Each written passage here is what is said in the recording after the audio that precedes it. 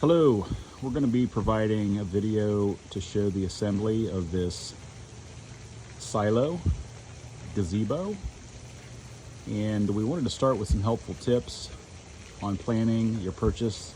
We went with an 18-foot diameter silo, and we're going to have a substantial fireplace in the center. We're going to have some furniture placed here. We were considering one size smaller, 15 foot, and we may have even been better fitted for a 21 foot, but this 18 foot's going to work out. And so size would be the first thing. What are you going to put in it? What are you going to use it? How are you going to use it?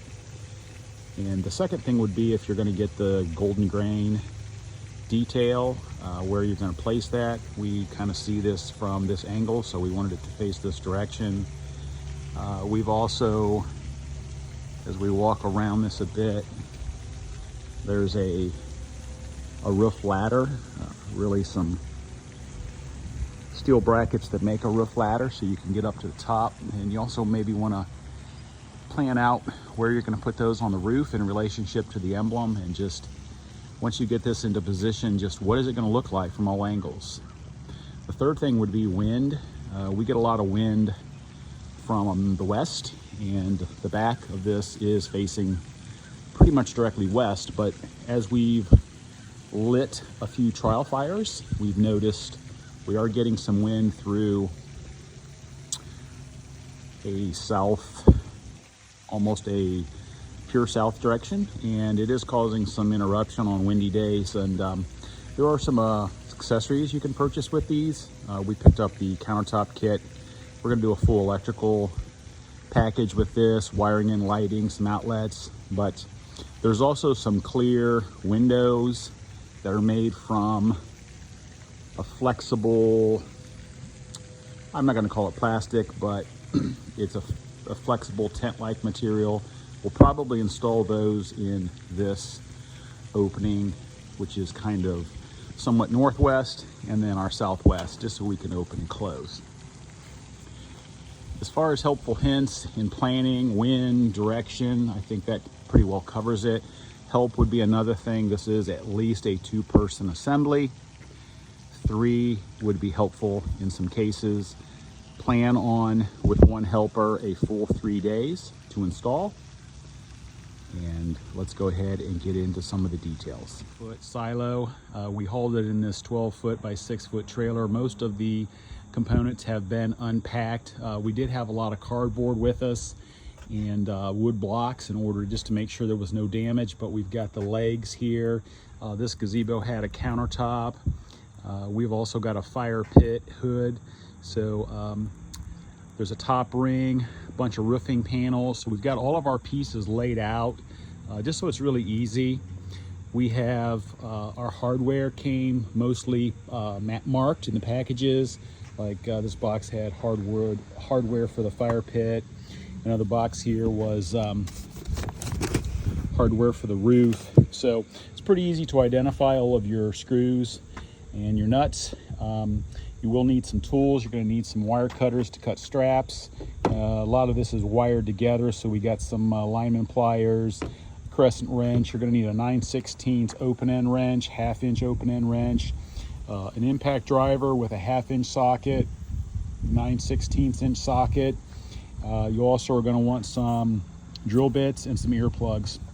The earplugs are necessary because when you're tightening these bolts using a ratchet, it can be very loud. So what we've got here, an 18-foot gazebo slash silo, and it's got 6 legs, and in this case it's got 6 steel sections that first thing we did is we got them out here and lined them up, and we bolted them together. So we kind of loose fit everything. We put all the bolts in, and then we hand tightened them finger tight, and then we came back and we tightened up everything. So we also put these panels on blocks, which this whole thing is being built on a concrete pad, but we put them on blocks because we wanted to be able to move them without damaging the concrete.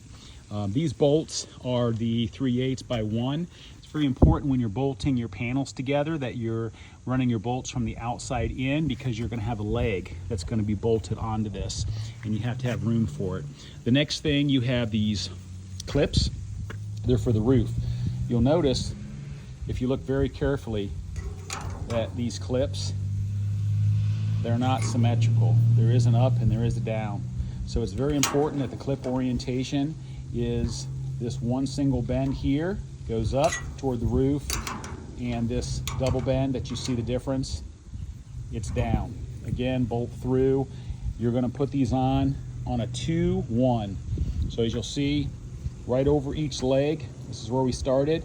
We've got a narrower tip. This is because there's going to be a roof seam here.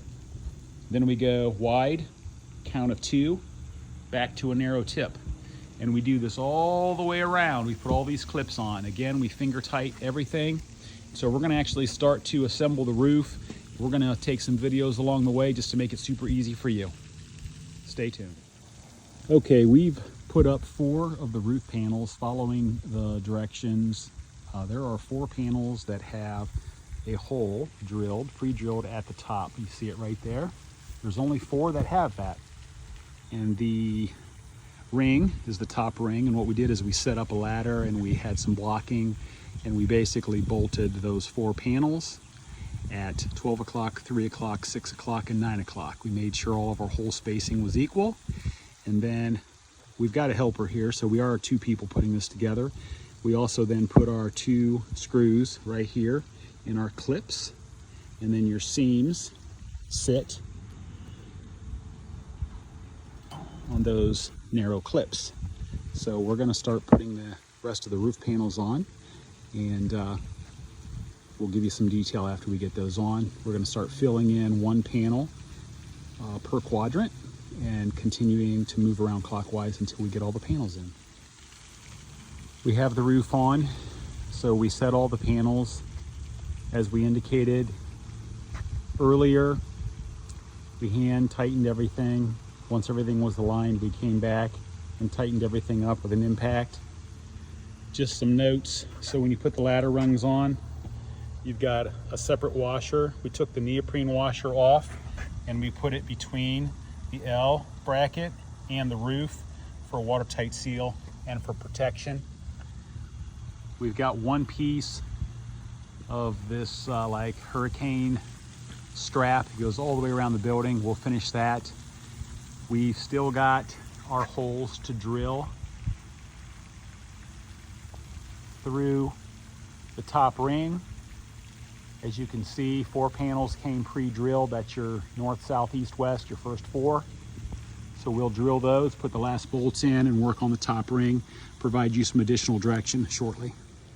Okay, here's a close-up view of the peak. We've drilled the rest of the holes through the roof panels. These are 5/16 bolts. And then we've bolted the top ring using the 3/8 bolts.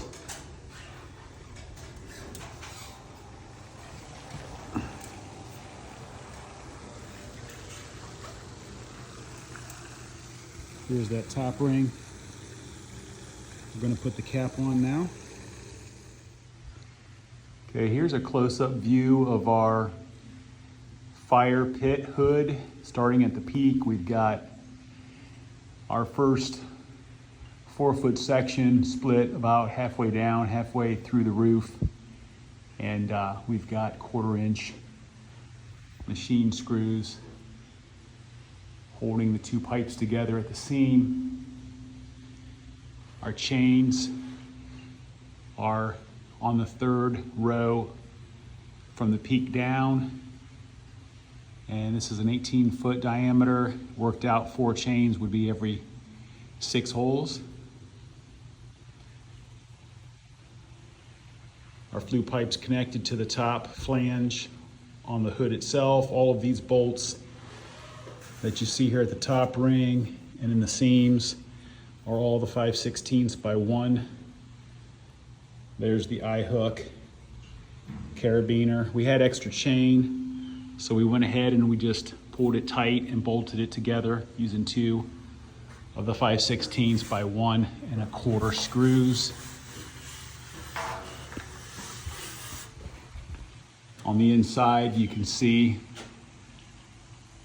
all the nuts Everything's bolted together. The main two sections, these are all bolted together with the 3/8 by 1 1/4 bolts.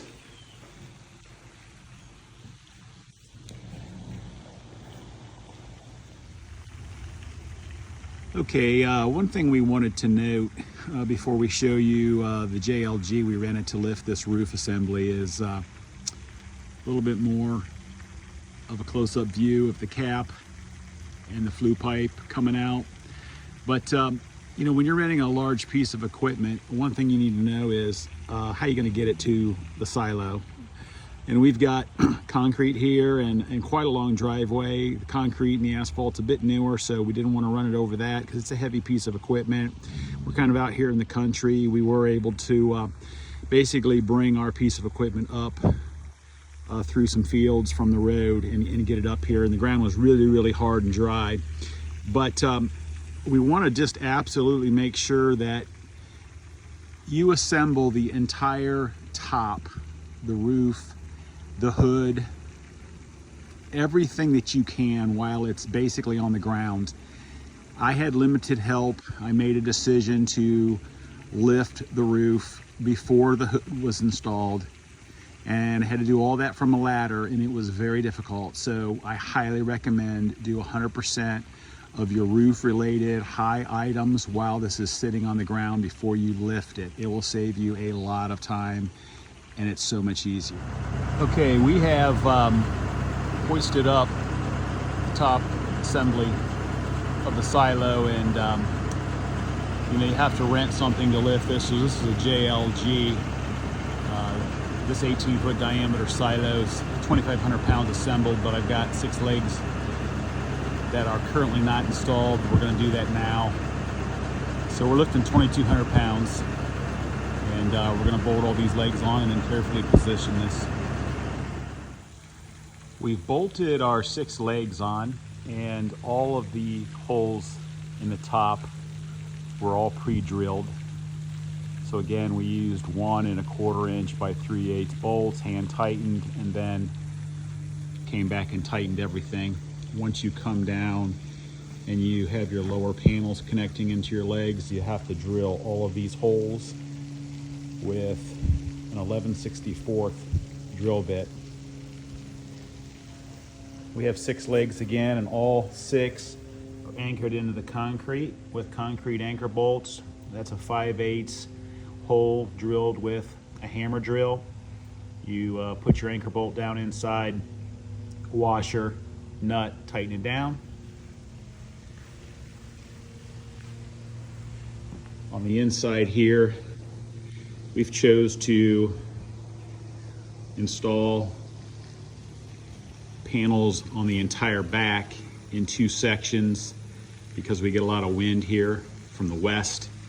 We've also, all of these holes here through the legs are all drilled, so there's a lot of drilling of holes. We've got our panels all bolted together. We've got our countertop installed. There's 3 brackets. Those were drilled. And then there's lock washers and nuts.